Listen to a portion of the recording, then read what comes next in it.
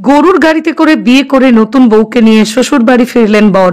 গ্রাম বাংলায় নজির নবদম্পতির।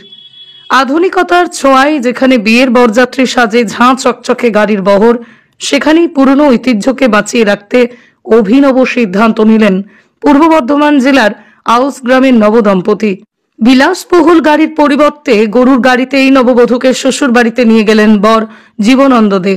এই বিরল দৃশ্য দেখে মুগ্ধ গ্রামবাসীরা। পূর্ব বর্ধমান জেলার আউস গ্রামের গোবিন্দপুর গ্রামের জীবনানন্দ এবং নিবেদিতার বিয়ের পর বধূবরণের এই অভিনব আয়োজন যেন গ্রাম বাংলার পুরনো দিনের স্মৃতি ফিরিয়ে আনলো। সাধারণত আজকের দিনে বিয়ের গাড়িগুলো সাজানো থাকে রঙিন ফুল আর লাইটে, কোথাও দেখা যায় ঘোড়ার গাড়ি, কোথাও আবার পালকি, কিন্তু গরুর গাড়িতে নববধূ নিয়ে যাওয়ার ঘটনা এখন প্রায় বিলুপ্ত। বর জীবনানন্দ দে জানান, ছোটবেলায় দাদু ঠাকুমার কাছে শুনেছি আগে বিয়েতে গরুর গাড়ি ছিল একমাত্র বাহন। সেই ঐতিহ্যকে বাঁচিয়ে রাখতে এবং গ্রাম বাংলার শিকড়ের প্রতি সম্মান জানাতেই আমরা এই সিদ্ধান্ত নিয়েছি।